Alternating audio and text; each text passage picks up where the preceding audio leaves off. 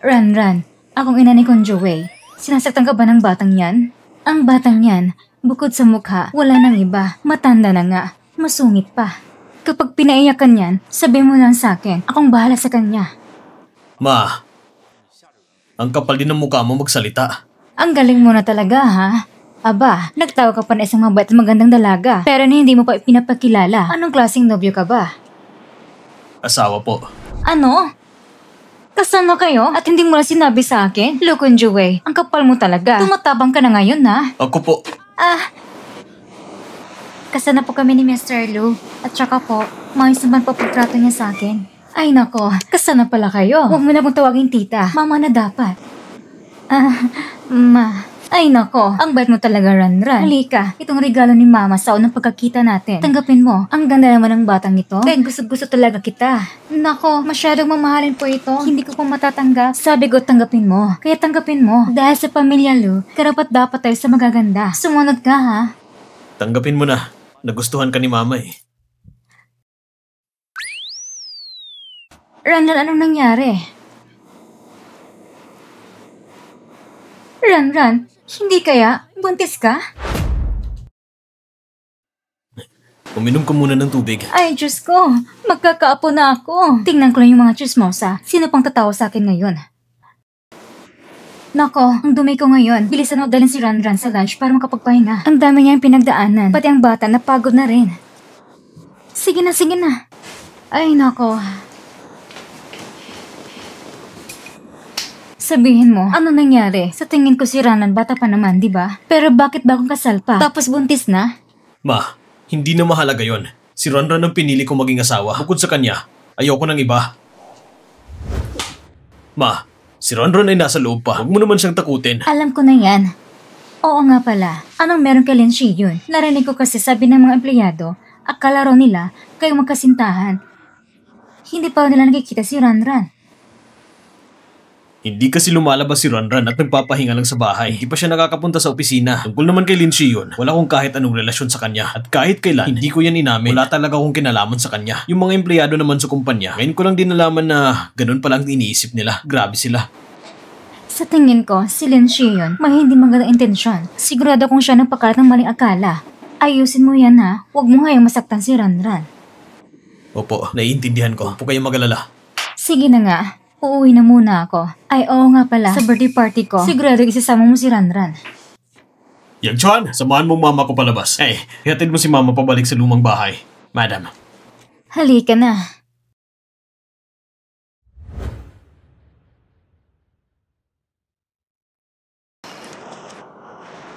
Look, Jay. Kahit na matandang babae na pinulan niya sa kalye, maalalahanin ka sa kanya. Pero sa akin, ayaw mong tumulong. Ikaw nagtulak sa akin. Miss Lynn, ilang araw lang nakaraan, ang suplada mo pa sa akin. Ngayon, sobrang lapit mo na. Anong sinasabi niyo, Mr. Wang? Noon, medyo wala akong sa sarili. Ngayon talaga, nandito ko para humingi ng tawad. Miss Lynn, hindi sa ayaw kitang tulungan. Sa mga nakaraang taon, hindi na nagpapakita si Madam Lu. Wala pang nakakakita sa kanya. At saka, alam mo rin naman kung gaano katuso si Mr. Lu. Kapag napikon mo siya, hindi mo kayang akuin ang kabayaran. Mr. Wang, alam niyo naman kung ano ang mga sinasabi tungkol sa akin online. Bukod sa inyo, wala na akong ibang pwedeng masandalan. Mr. Wang, huwag kayong mag-alala. Basta may sama niyo lang ako sa birthday party ni Madam Lu, ako nang bala sa lahat. Pangako, hindi kita madadamay. Ayos! Ran, kung hindi dahil sa'yo, hindi ako mapapahiya ng ganito. Ipaparamdam ko kung anong ganti ang karapat-dapat sa'yo.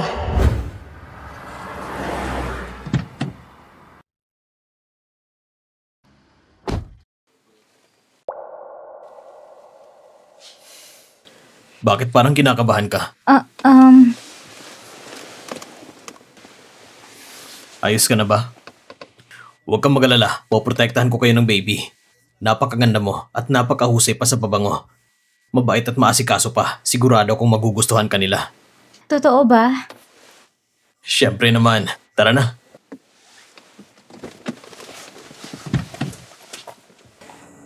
Kunjuwei, papasukin mo muna si Ranan kasama ko. Salubungin mo muna ang mga tiyuhin mo. Baka makalimot ka sa asal. Ano ba, bata ka? Hindi ka ba mapakali na kasama siya sa akin? Hindi naman sa ganon. Mauna na kayo sa loob. Sige. Hindi ba si Miss Mo ito? Bakit may kasama kang maba at maraming janitress? Miss Mo, alam kong galing ka sa maliit na pamilya, nandiyan ko na ka sa karanasan. Pero alam mo siguro na maraming katulong ang pamilya Lu. Hindi mo na kailangan pang magsama ng sarili mong janitress. Nakakatawa naman. Ang ganyang tao, anong ginagawa sa birthday ni Madam Lu? Baka naman, nandito lang para mauwi ng pagkain. Kaya pala paglapit niya, naamoy ko agad masingsang na amoy. Amoy panis na prutas. Mukhang dukha talaga. Kahit pa magsuot ng ginto, hindi matatakpan ang kahirapan sa itsura niya. Tama na nga kayo. Hindi siya janitress. Mismo, mas mabuting siguro tanggapin mo ng katotohanan. Ikaw, pati yung matandang babae sa tabi mo. Wala kayong karapatan nandito. Kung marunong ka, umalis na kayo agad. Si Lynn ang sikat na artista, binabayaran ng danyos. Kung tama ang alaala ko, sa okasyong ito, wala kayong imbitasyon, di ba? Tumahimik ka! Ano bang alam mo, janitress? Isa akong anak ng pamilya Lynn. Kung hindi ako iimbitahin ni Madam Lu, mas lalo kayo hindi karapat dapat dito. Anak ng Lynn talaga, ang nanalait sa iba, malalait din. Sa nakikita ko ngayon, ang pamilya Lynn ay bagsak na at umaasa sa pagbebenta ng sariling kabataan. Hindi na nakakagulat yon. Ikaw matandang bruha! Alam mo ba kung ano sinasabi mo? Teka, yung matandang yan, parang may dating nga, mukhang pakitang tao lang. Isa lang siyang janitress, ano ka ba? Sino ka ba at nangaas ka sa birthday ni Madam Lu at nagyabang ka pa ng ganyan? Mr. Wang, yung janitress na yan, binastos ako. Maaari ko bang malaman kung sino kayo at anong karapatan nyo na laitin ang kasama ko? Isang panauhin ni Madam Lu! Ang estado ko, hindi mo na dapat alamin yon. Ako'y wala namang iba, kundi ang chairman lang naman ng Wang Corporation ng Shangyang. Hindi pa ba sapat sa'yo yon? Ang Wang Group sa Shangyang? Yung kumpanyang halos mabangkarote nitong unang kalahati ng taon na kinakilang ibentang anak ng babae para lang mailigtas ng negosyo? Kung ganon, hindi ka nga karapat dapat. Ikaw! May dilusyon ka pa rin ba? Hindi ka pa gumagaling? Puro yabang. Baka matapil ka sa sarili mong dila. Isa ka lang namang tagalinis ng kasal sa lansangan. At may lakas ka ng lupag usapan si Chairman Wang? Ang taong tulad ni Chairman Wang, kayang durugin ka. Na parang langgam lang. Ganun ba? Tingnan natin kung paano ako dudurugin ni Chairman Wang. Miss Lynn, huwag kang ganyan. Siya ay si Moranran. Tumahimik ka. Wala kang karapatang magsalita. Isa ka lang laro ng lalaki na pansamantalang kinagigiliwan. Laruan? Siyempre, ang pamilya Lu ang pinakamakapangyarihan sa Shangyang at sa buong China. Napaka-impluensya nila. Palagay mo ba matatanggap siya ng isang babaeng walang angkan? Walang kakayahan at mukhang taga-probinsya? Kagawing may bahay? Matututo ako sa hinaharap. Ako'y magsisikap at magiging mas maayos. Mabuti, si Ranan ay matalino. Mas matututo pa siya kaysa sa iba. Ang jologs talaga. Matuto raw. May mga bagay na hindi natutunan. Tulad ng dugo, ang dugong tulad sa inyo, ganyang uri ng lahi. Hindi karapat dapat sa pamilya Lu sa kahit sinong narito, hindi kay kauri namin. Tama na! Ang kabait at kasipagan ni Ranran ay mas malaga kaysa sa lang pinagmamalaki mo. Tumabi ka! Dadang kami ni Ranran. Papasok kayo? Tumingin ka nga kung sino ka ba talaga? Malakas ng lugang pumasok dito? Mababa pa rin ang antas mo, tapos nang mamagaling ka pa? Hindi mo talaga ng pwesto mo. Pasensya na po sa abala mga tiyuhin. Ano ka ba naman, pamangkin? Ang nanay mo, matagal lang hindi lumalabas. Kaming matatanda. Masayang-masaya kami na magkasama siyang muli. Tama! Na mahigit 10 taon na pala. Ayos lang ba ang kalagayan ng nanay mo? Mabuti po ang lahat kay mama. Tayo na po.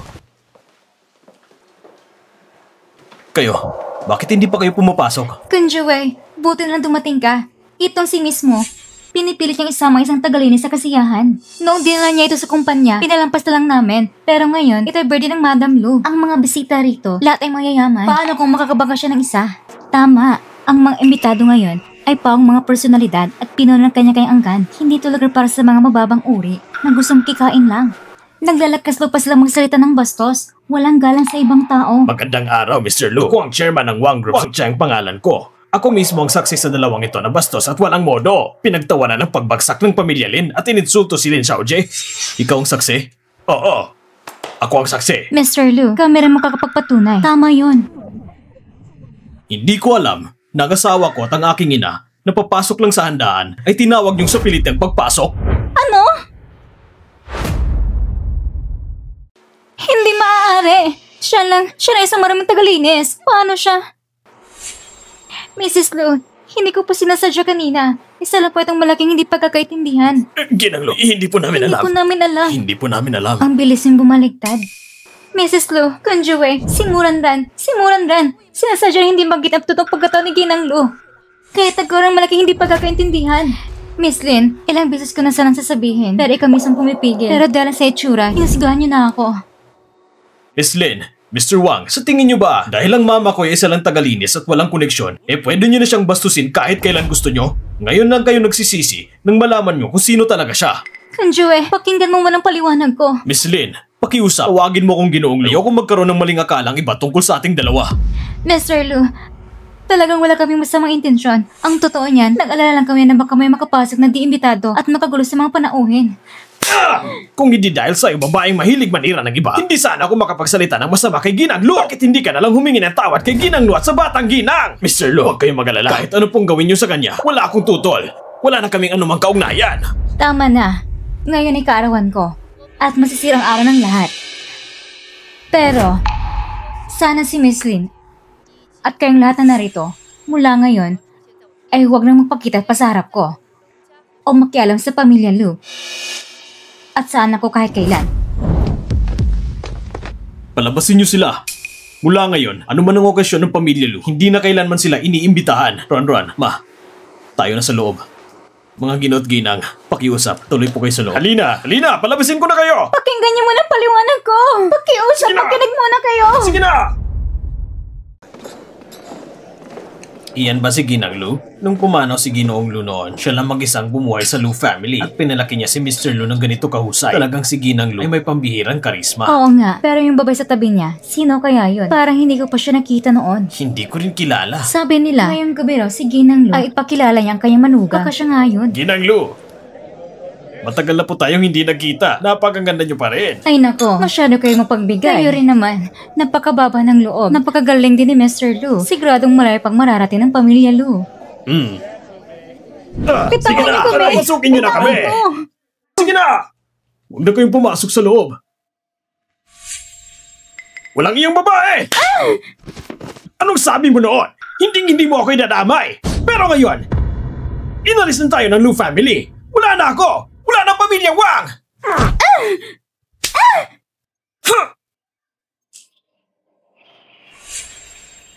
Murandan, wala kang kwenta.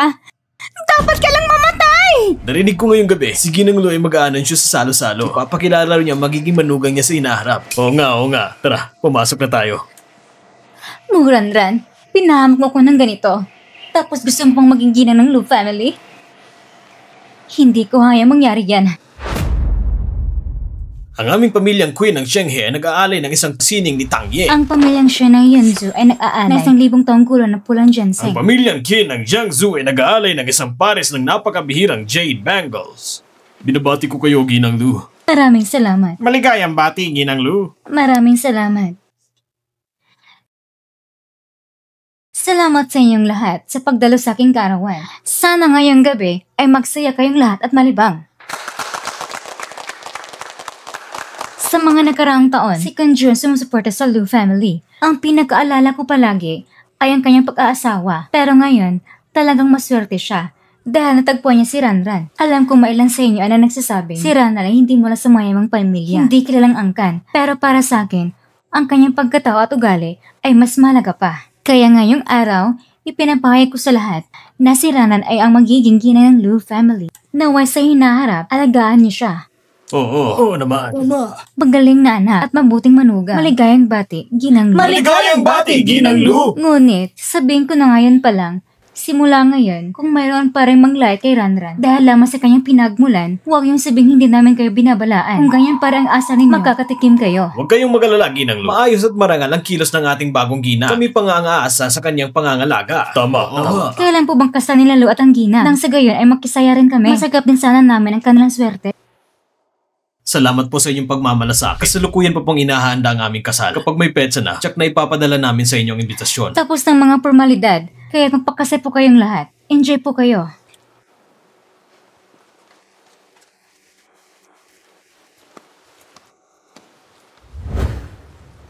Mr. Lu, totoo ba? Magpapakasal na talaga tayo?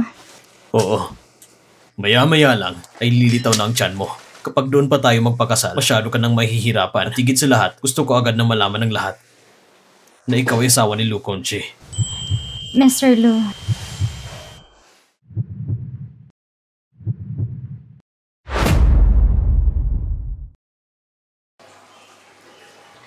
Pasensya na, Miss Lin. Abala si Derek Zhang ngayon. Hindi kayo pwedeng makausap. Seryoso ka ba? Ako si Lin Xiyon, ang director ninyo. Paano hindi ako tatanggapin? Miss Lin, totong abala po si Derek Zhang. Kung maaari po, magpapa-appointment na lang po kayo. Kailangan ko siyang makita ngayon. Hayaan niyo ako makapasok. Ay, teka, Miss Lin, ang lugar pong ito ay opisina ng kumpanya. Hindi po pwedeng basta pumasok. Baka mawalan po ako ng trabaho.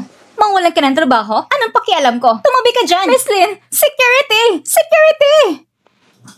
Miss Lin, si Derek Zhang ay talagang walang oras para makipagkita sa'yo. Wala kaming magagawa kundi humingi ng paumanhin. Ikaw?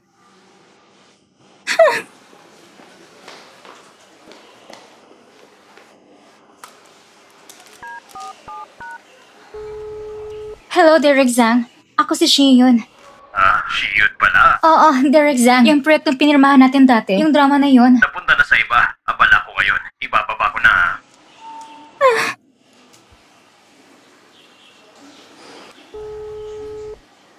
Derek Shen, ako si Lin Xiyon. Ako...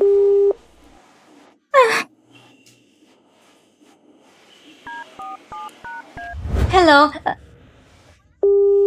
Hello? Hello? Ang tinatawagan ninyong user ay pansamantalang hindi makontak. Pakiulit na lang mamaya. Ang tinatawagan ninyong user ay pansamantalang hindi makontak. Pakiulit na lang mamaya.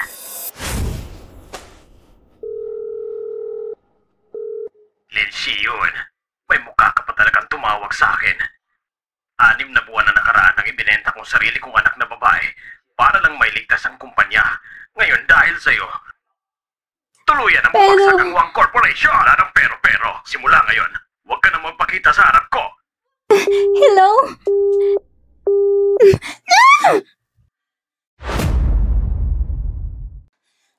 Ayon sa ulat, ang CEO ng Shiyu Group na si Lu Kunje ay hayagan nag-anunsyo ng kasal sa birthday party ng kanyang ina. Si Lu Kunje at ang kanyang asawang si Muranran ay matagal ng lihim na kasal. Balak nilang magdaos ng isang engranding kasal sa lalong madaling panahon. Huwag kayong mag-alala, Young Master Lu. Maayos ang kalagayan ngayon ng batang Gina. Halos wala na siyang problema sa anemia. Ang mahalaga ay ang tamang nutrisyon sa pagbubuntis. Panatilihin ang maayos na emosyon. Bumalik lang kayo sa normal na check-up. Sige po. Salamat, Doc.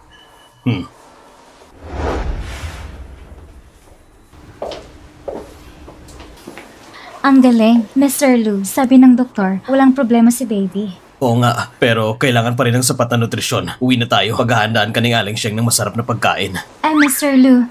Mag-window shopping naman tayo. Nakita ko online nung isang araw. Ang daming cute na damit ni baby. Sobrang cute talaga. Sige, kung anong gusto mo, bibilihin ko lahat para sa'yo. Tara na. Mr. Lu, ang tamis ng cotton candy. Talaga?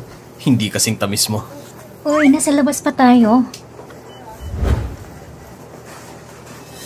Muranran, pagsisiyan mong buhay mo.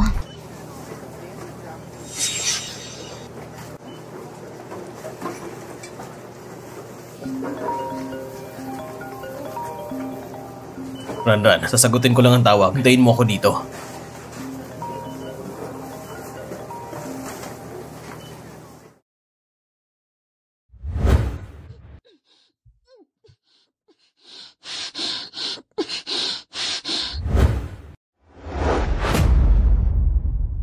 Sige, naiintindihan ko.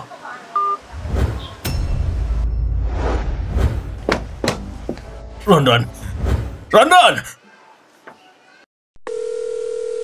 Hello, ang tinatawagan niyong numero ay naka-off. Ate, may nakita ka ba kanina na isang babae na may tangkad na 5'5"? Isang babae na medyo bilog ang muka? Wala. Hi! Hello! May nakita ba kayong babae na may tangkad na 5'5"? Tapos medyo bilog ang muka at may kalakihan ng mata? Wala po. Salamat.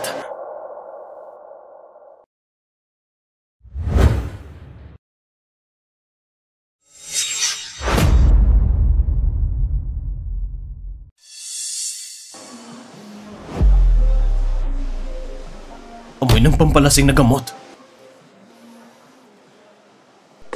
Yang Xuan, dalhin mo agad ang mga tao dito. May nangyari kay Ranran.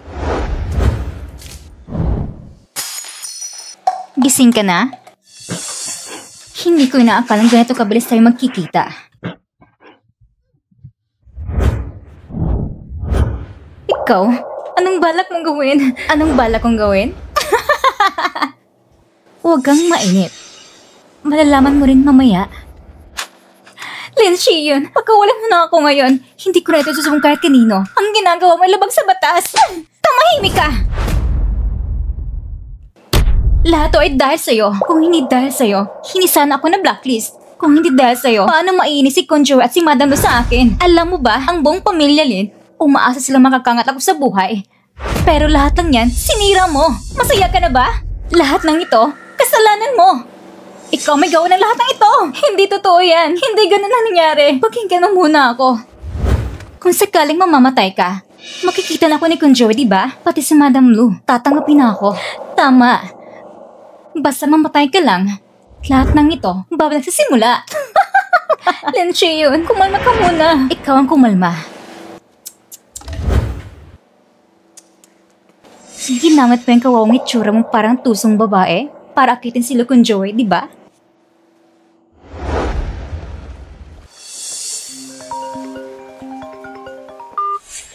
Hello? Mr. Lu, nalaman na po namin. Si Lindsay yun po. Lindsay yun? Ilang beses niya nang sinaktan si Ranran. Dahil sa pakiusap ng pamilyang Lin, pinabot ko ang pasensya ko sa kanya. Pero ngayon, nangas pa siyang galawin si Ranran. Ngayon, hindi na niya ito malalampasan. Mr. Lu, ang batang ginang ay nasa isang abandonadong bodega. Ang tauhan natin ay papunta na doon. Sige, hintayin niyo ako. Paparating na ako. Muranran, paano kung magandang mukha mong yan ay magasgas ko? Sa tingin mo, pakakasalan ka pa rin ni Lu Conjure? Ha?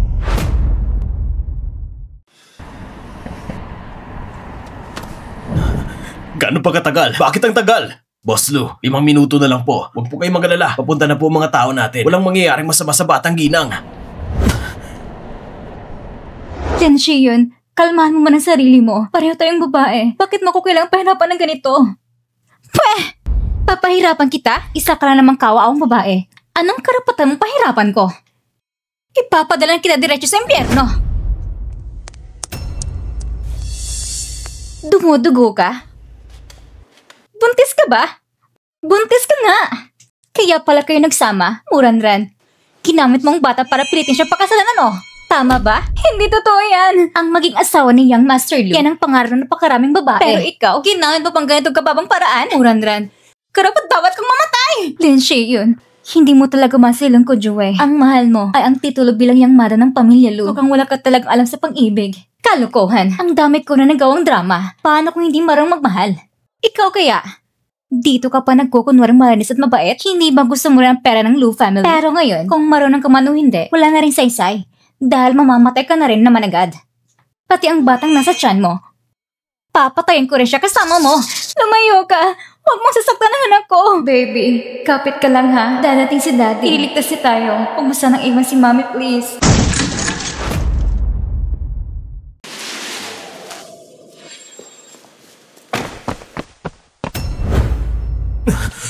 Lindsay yun! Gusto mo bang mamatay? Asawa ko, tumigil ka dyan. Huwag kang gagalaw! Lu Conjure, ngayon, wala na akong natitirang kahit ano pa. Kapag naiinip ang pamilya Lu, mawawala rin ang tuluyan ng pamilya Lin. Ano pa ba ikakatakot ko? Ngayong araw, papatayin ko si Muranran at ang anak na nasa sinapupunan niya. Silang ay isasama ko sa libingan. Lindsay yun! Kumalma ka! Huwag kang padalos-dalos. Sabihin mo lang kung anong gusto mo. Gagawin namin lahat para maibigay sa'yo. Talaga? Oo. Pakasalan ako nila Conjure. Gawin mo akong Young Mother ng Lu family. Kaya mo bang gawin yan? Ikaw! Imposible yan! Humingi ka na lang ng ibang kondisyon. Sabihin mo lang kung magkano gusto mo. Pera? Para saan pang pera sa akin ngayon? Wala na rin itong silbi. Alam kong hindi ka pumunta na walang dalang tao. Kapag pinalayan ko siya ngayon, para na rin ako sumuko. Wala na akong matatakbuhan. Pero bagong lahat, papatayin ko muna ang babaeng pinakamamahal mo. Gusto kong mabuhay ka habang pinapasa na sakit. Wag! Lindsay yun! Kumalma ka! Kapag huminto ka ngayon, anumang kondisyon mo, pwede natin pag-usapan. Tama, di ba gusto mong makabalik sa showbiz? Dati, isa ka namang top star. Napakasikat mo. Basta itigil mo lang ngayon, ipapangako ko sa'yo, makakabalik ka sa Rurok. Huli na! Ang reputasyon ko ngayon, sira-sira na. Lahat ay huli na. Isama na natin si Muranran sa impyerno! Asawa ko, mahal kita!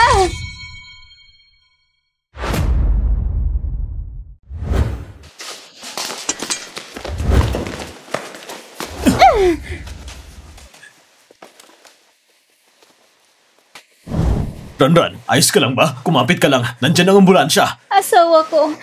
Nilalamig ako. Ngayon, mas okay na ba? Ranran, wag mo akong tugutin!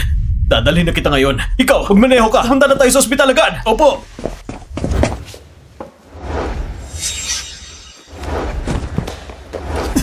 Mr. Lo!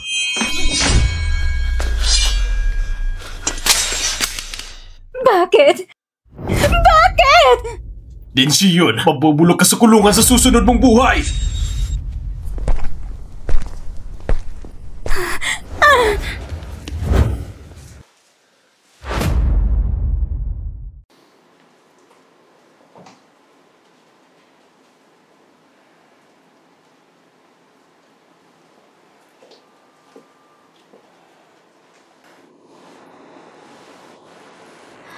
Huwag kang mag-alala. Ligtas na si Ranran.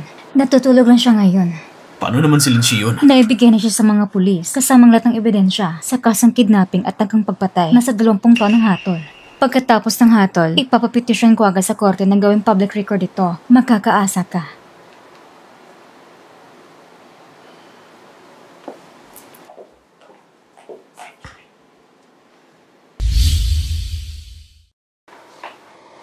Ranran, patawad. Hindi kita naipagtanggol ng maayos. Asawa ko? Ranran, gising ka na? May masakit ba sa'yo? Gutom ka ba? Magpapadala ako ng pagkain dito. O kung may gusto kong kainin, ako na ang bibili. Asawa ko, ang dami-dami kong dugo na nawala. Yung tiyan ko. Yung bata. May sugat ka pa. Huwag kang gagalaw. Humiga ka muna. Kumusta ang anak natin? Huwag kang magalala. Nasa ospital na tayo ngayon. Sinigurado na ng doktor na na-check ka ng maayos. Ayos ka lang. Pati si baby ligtas din. Totoo ba? Pero nung oras na yon, ang dami kong dugo. Akala ko talaga, mawala na si baby sa akin. Siyempre totoo yun. Asawa ko, nasugatan ka rin.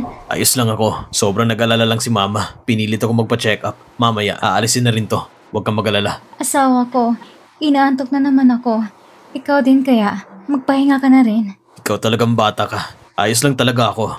Ranran, kailangan kitang hinga ng tawad. Matagal ko nang alam na si Lindsay yun ay may galit sa'yo. Pero hindi ko binigyan ng pansin. Asawa ko, hindi mo kasalanan yon. Sabi nga nila, araw-araw kang bantay sa magnanakaw. Pero hindi mo siya mapipigilan habang buhay. Kung gusto niya talaga kong saktan, makakahanap siya ng paraan. Ikaw talaga.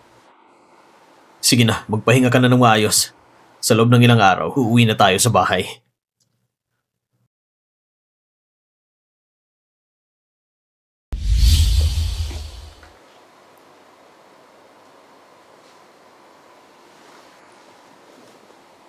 Ranran, hindi na kita hayaang masaktan pa ulit kahit ano pa yan.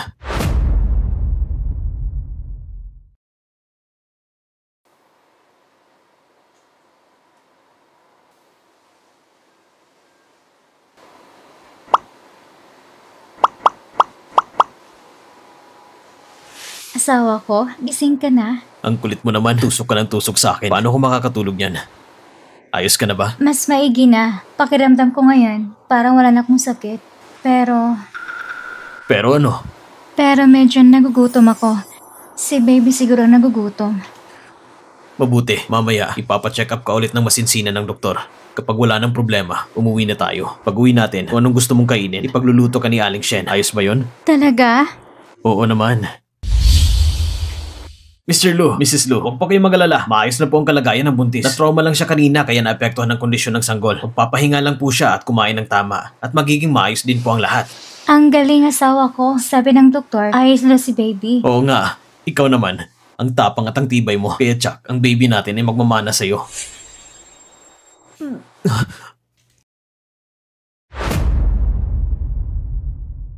Dok, anong nangyayari sa kanya? Bakit bigla siyang nasusuka ng sobra? Miss Lu, bukod sa pagsusuka, may iba pa ba kayong nararamdaman? Maaring dahil sa trauma kanina na nakaka-epekto sa hormones levels niya kaya nagdudulot ng stress-induced pregnancy vomiting. Ganun po ba? May epekto po ba ito sa baby? Kailangan pa rin nating obserbahan ng ilang araw. Pero gaya ng sinabi ko kanina, kung magpapahinga ng tama at sa emosyon naman, huwag masyadong maapektuhan. Kung kalmado lang, walang magiging problema. Pero kung lalala ang sitwasyon, baka hindi rin maliligtas ang bata. Halika, Ranran. Uminom ka ng kaunting lugaw. Makakatulong yan sa pagsusuka.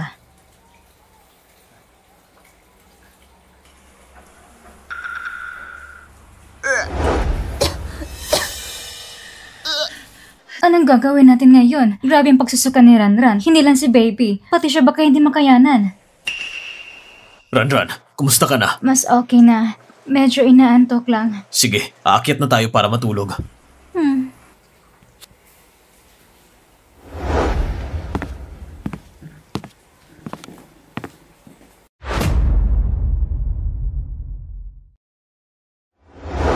Bakit? Asawa ko, natatakot ako. Sa tingin mo, ang baby natin baka talaga hindi na mailigtas. Kasalanan ko lahat. Hindi ko sila naprotektahan. Ikaw talaga? Nakalimutan mo na ba kung paano mo ako inaliw noon?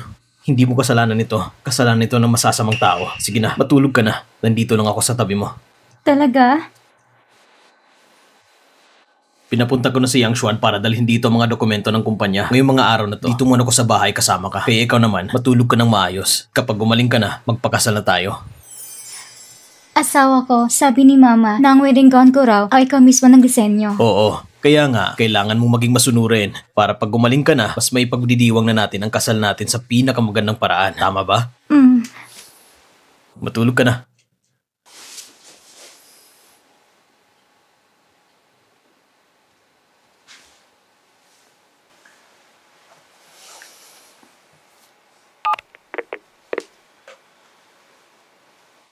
Kumusta na si Lin Shion? Mr. Lu, tungkol po sa kaso ni Miss Lin Shi, bukas na po ang paglilitis. Ang legal team ng kumpanya ay nagsasaliksik na. Pinakamababa ay habang buhay na pagkakulong. Pero kung gusto niyo mas mabigat na parusa, Hindi na kailangan. Ayoko mamatay siya ng ganun lang kadali. Sabihin mo sa abogado, gusto ko ng habang buhay na sentensya na hindi pwedeng bawasan. Bukod pa doon, ayusin mo na rin ang ilang espesyal na bilanggo na makakasama niya sa selda. Naintindihan mo? huwag kayong mag-alala, Mr. Lu.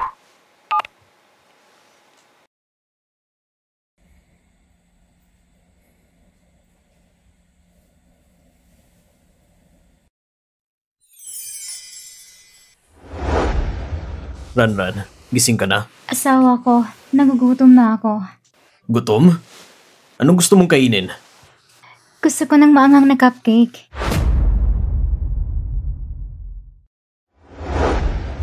Maanghang na cupcake? Yung may dagdag na paminta at anghang. Gusto ng baby eh. Pero yung cupcake, may ganun bang nilalagyan ng sili at paminta? Wala akong pakialam. Gusto ko niyan. Hindi naman ako katulad ng ibang buntis na gustong amoy ng gasolina o amoy ng babuyan. Kahit itong malit na kahilingan ko, hindi mo malang maibigay sa akin. Sa tingin ko, hindi mo talaga ako mahal at ang baby. Sige. Pagsasabihan ko agad si Aling Sheng na gawin niyon. Uy, hindi pwede. Ikaw ang gusto kong gumawa. Ako? Ako ang magbe-bake? At kailangan ba talagang maanghang pa? Ranran, baby, pagsasabihin ko na lang si Aling Sheng na gawin yon. Kasi hindi ako marunong mag-bake. Gusto ko talaga ikang gumawa. Wala akong pakialam. Gawin mo na. Hindi ba hating gabi na ngayon? Paano kung may mangyari sa inyo ni baby sa kinakain nyo? Anong gagawin natin? Sige na nga. Gagawin ko.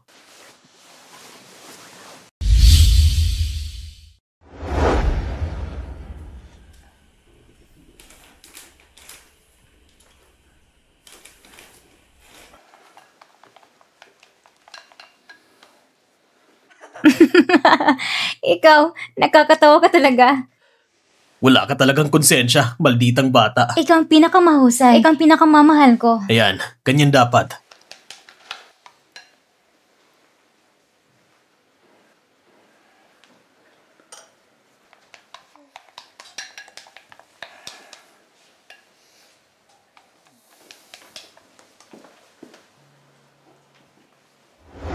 Ranran, luto na ang cupcake. Pwede mo nang kainin.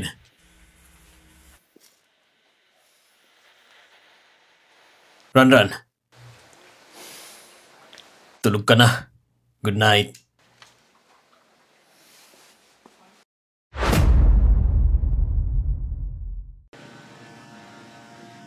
Congratulations! Ay nako, salamat. Hindi ko akalain na talagang pinakasalan ni Mr. Long babaeng dating taga-prutasan lang. Tama na yan. Nakalimutan mo na ba ang babala ng Ginang Lu dati?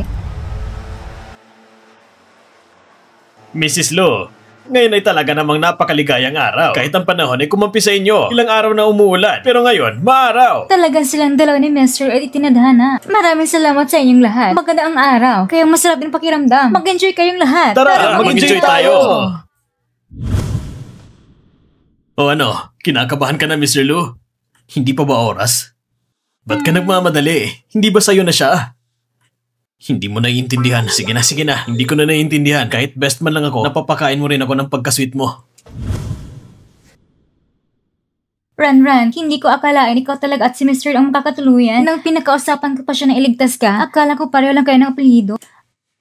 O siya, tamang-tama ng oras. Sasamahan na kita.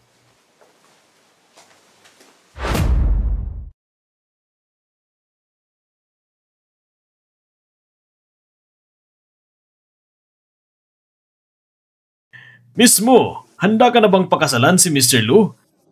Sa hirap o ginhawa, sa sakit man o kalusugan, handa ka bang mahalin siya, alagaan siya, at hawakan ang kamay niya habang buhay? Opo, handa ako. Mr. Lu, handa ka na bang pakasalan si Miss Mu? Opo, handa ako.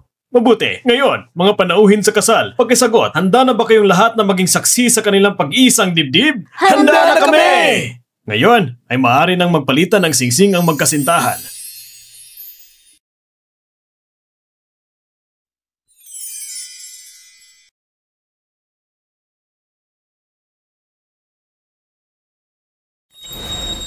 At ngayon, Mr. Mu, maaari mo nang halikan ang iyong bride.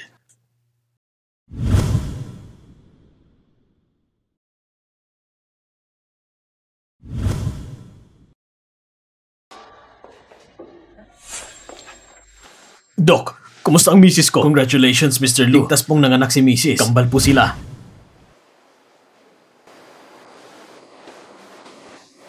Ran, tingnan mo. Ito ang bunga ng lahat ng pinagdaanan mo para sa atin.